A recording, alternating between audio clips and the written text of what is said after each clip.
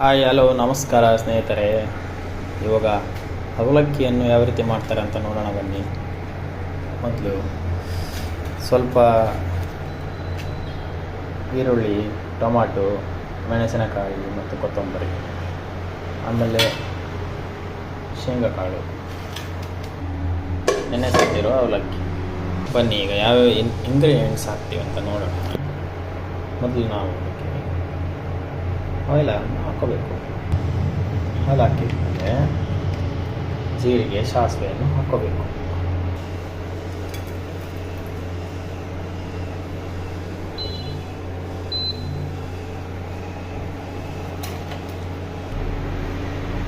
ಸಾಸಿವೆಯನ್ನು ಹಾಕಬೇಕು. ನಂತರ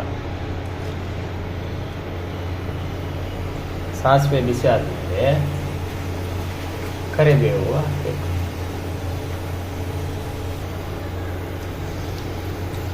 ಆಮೇಲೆ ಬೆಳ್ಳುಳ್ಳಿ,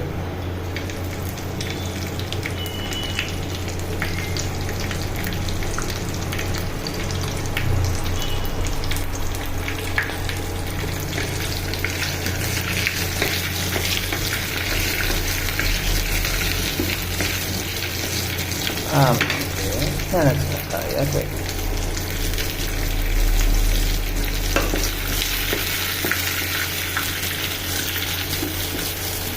ಮೆಣಸಿನ್ಕಾಯಿ ಹುರಿದ್ಮೇಲೆ ಶೇಂಗಾ, ನಮಗೆ ಎಷ್ಟು ಶೇಂಗಾ ಬೇಕೋ ಅಷ್ಟು ಶೇಂಗಾವನ್ನು ಹಾಕಬೇಕು.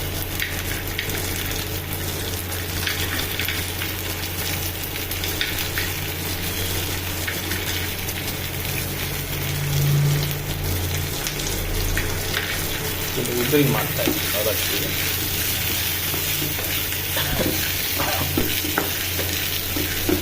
ಸ್ವಲ್ಪ ಶೇಂಗಾ ಡ್ರೈ ಆಗಬೇಕು ಸ್ನೇಹಿತರೆ.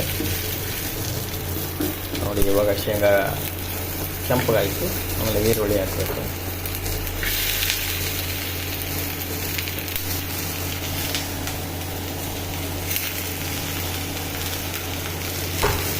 ಈರುಳ್ಳಿ ಸ್ವಲ್ಪ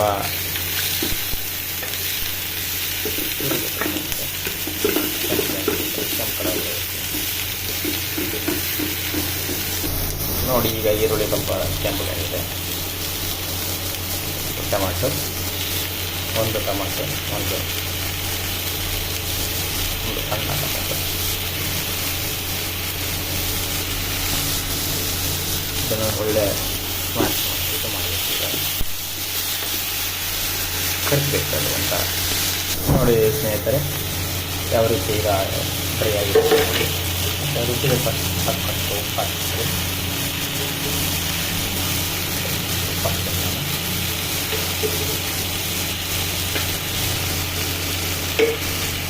ಮತ್ತು ಅರಿಶಿನ,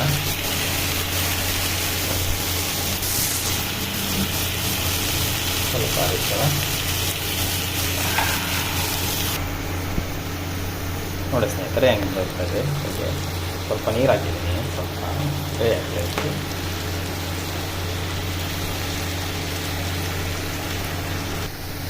ಕೊತ್ತಂಬರಿ ಸೊಪ್ಪು ಹಾಕ್ತೀನಿ ಸ್ನೇಹಿತರೆ.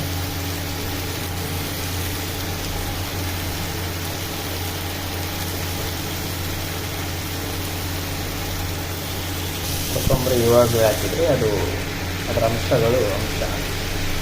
ಎಣ್ಣೆಯಲ್ಲಿ ಕರಗ್ತದೆ, ಒಳ್ಳೆ ಟೇಸ್ಟ್ ಆಗ್ತದೆ. ಇವಾಗ ಇದು ರೆಡಿ ಆಯಿತು. ಅದರಲ್ಲಿ ಅವಲಕ್ಕಿ ಹಾಕಿ ಕಲಿಸ್ತದೆ ಅಷ್ಟೇ. ನೆನೆಸಿಟ್ಟಿರೋ ಅವಲಕ್ಕಿ ರೆಡಿಯಾಗಿದೆ. ಅದರಲ್ಲಿ ಹಾಕೋದು. ಅವಲಕ್ಕಿ ಹಾಕಿ ಕಲಿಸಿದ ಮೇಲೆ ಅವಲಕ್ಕಿ ರೆಡಿ ಇದೆ ಸ್ನೇಹಿತರೆ. 4 ನಿಮಿಷದಲ್ಲಿ ಅವಲಕ್ಕಿ ಆಯ್ತು, ರೆಡಿ ಆಯಿತು ನೋಡಿ. ಧನ್ಯವಾದ.